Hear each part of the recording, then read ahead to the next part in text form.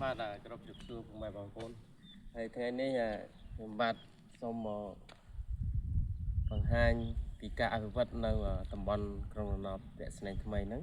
ចាឥឡូវនេះយើងនៅមុខទីតាំងសាលាស្រកពាក់ស្នែងអនាគតគេរៀបចំរដ្ឋបាលនៅកន្លែងទីនេះតែម្ដងមានសាលាស្រកមានមន្ទីរផ្សេងៗនៅក្នុងហ្នឹងហើយនៅខាងមុខនោះគឺយើងមានសាលារៀនដែលបានកសាងរួចរាល់ជាស្ថាពរហើយផងដែររងចាំតែការមករៀនគឺកំពុងរៀនរបស់គ្រូអ្នកគ្រូនៅក្នុងតំបន់អភិវឌ្ឍពាក់ស្នែងនេះអញ្ចឹងវីដេអូនេះគឺចង់បង្ហាញពីការអភិវឌ្ឍនៅតំបន់ពាក់ស្នែងថ្មីនេះបានកម្រិតណាហើយដើម្បីឲ្យពុកម៉ែបងប្អូនដែលបានទិញដីឬក៏មិនទាន់ទិញបានជ្រាបដឹងពីព័ត៌មានឥឡូវនេះអរគុណបាទ